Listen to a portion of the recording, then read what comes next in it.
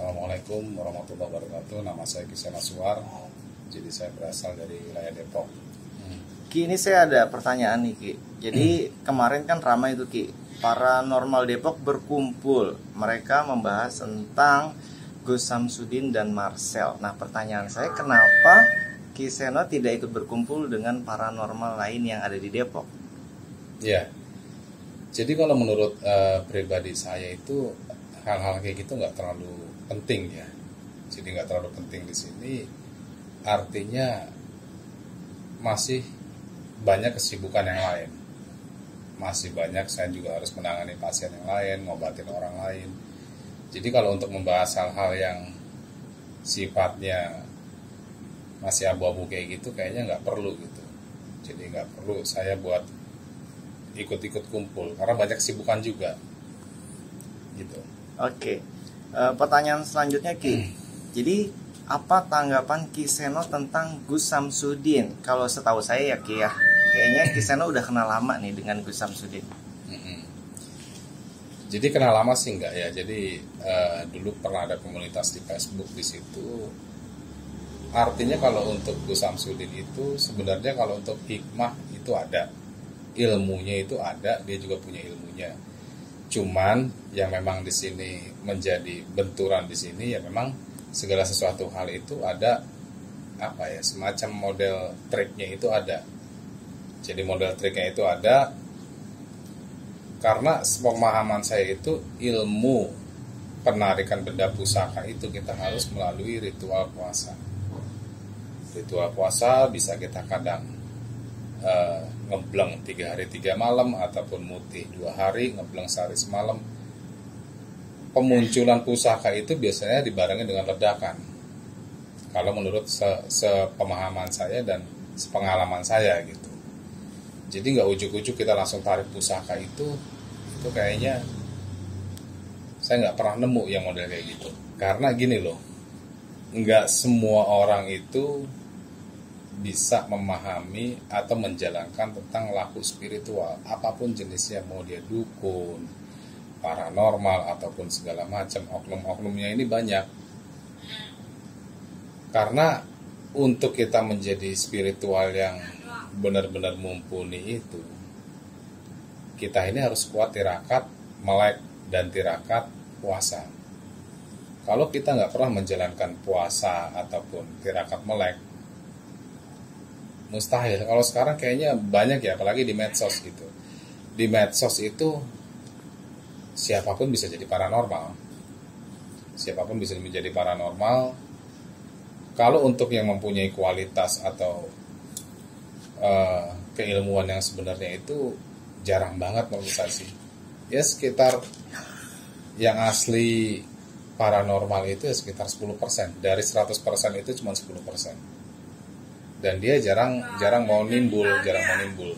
Biasanya dia lebih banyak ya di rumah menangani pasien, puasa, tirakat, itu aja.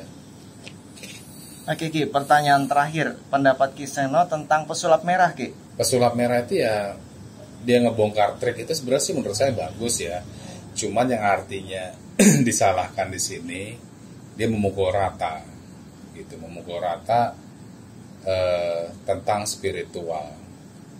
Jadi nggak bisa kita itu general semua dipukul rata, nggak bisa.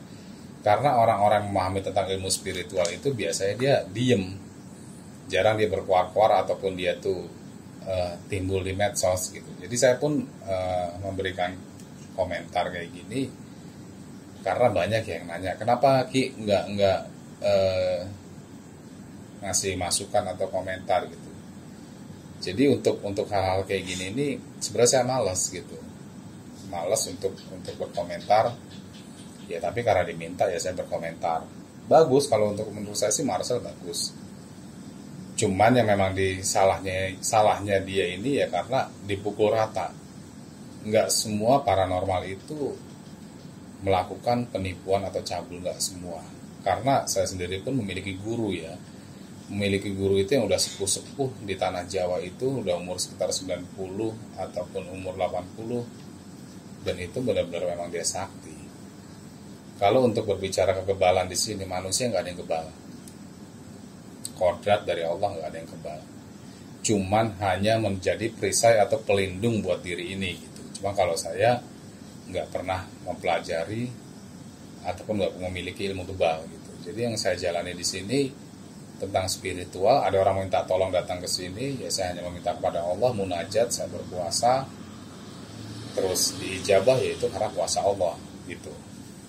Oke Ki, berarti kan banyak dukun yang dibongkar sama Marcel itu kan berarti yang bisa dibilang ya tidak, ya trik. Iya. Nah, terus bagaimana jika ada pasien yang memang secara medis itu dicek misalkan tidak ada penyakit, tapi dia merasakan ada penyakit gitu, ada sakit. Nah, terus membedakannya gimana Ki kalau misalkan mau pergi ke paranormal yang benar sama yang trik itu, cara membedakannya gimana Ki? Jadi kalau menurut saya itu sebenarnya ilmu santet itu ada ya. Ilmu santet itu ada. Bukan berarti nggak ada. Ilmu santet itu ada, ilmu gaib itu ada, semuanya ada. Karena gini, kita bertemu dengan makhluk gaib, setan, jin, kuntilanak, genderuwo, segala macam.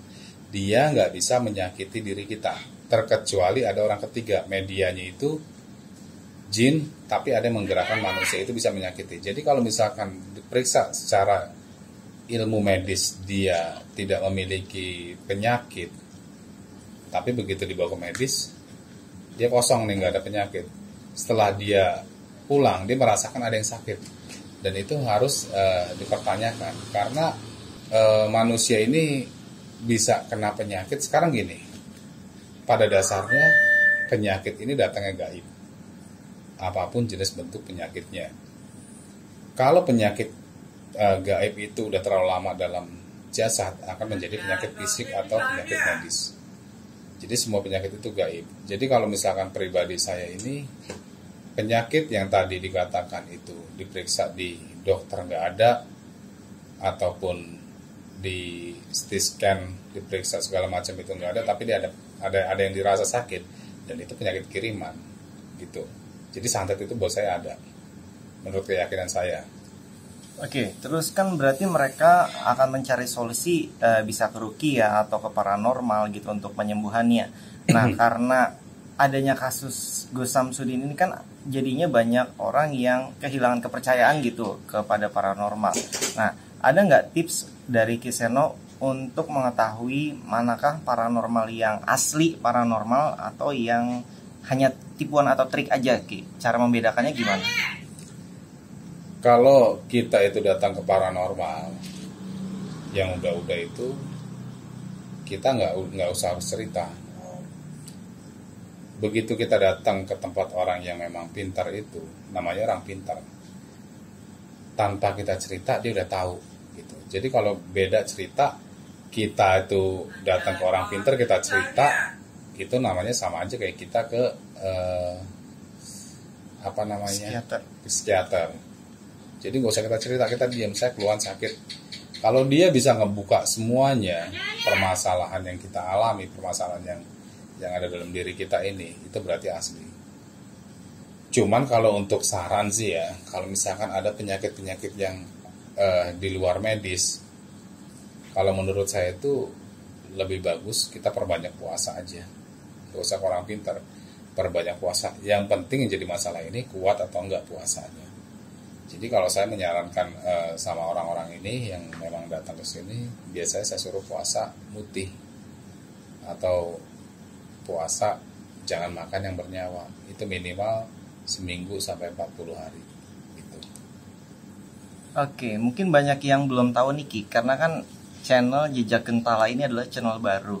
Jadi setahu saya Kiseno sudah ada 3 channel YouTube ya, dengan yang termasuk Jejak Gentala ini. Jadi Kiseno mungkin boleh sebutkan Ki channel-channel yang memang di bawah naungan Kiseno, atau memang sebenarnya ya pemiliknya channel tersebut adalah Kiseno. Channel apa aja tuh Ki?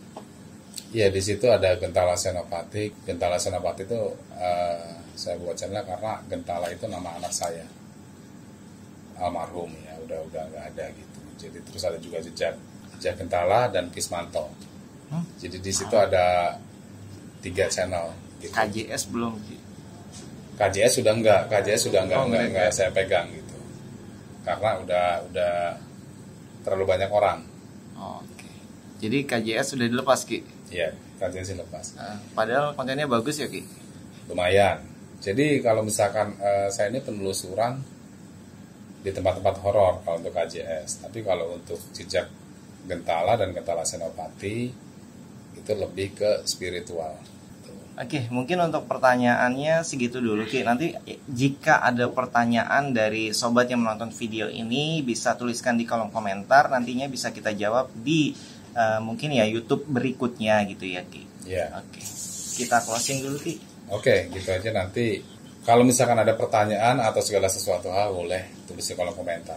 Jadi cukup sekian karena saya juga nggak jarang ya main YouTube kayak gini, apalagi podcast suruh wawancara kayak gini saya nggak biasa. Jadi cukup gitu aja. Assalamualaikum warahmatullahi wabarakatuh.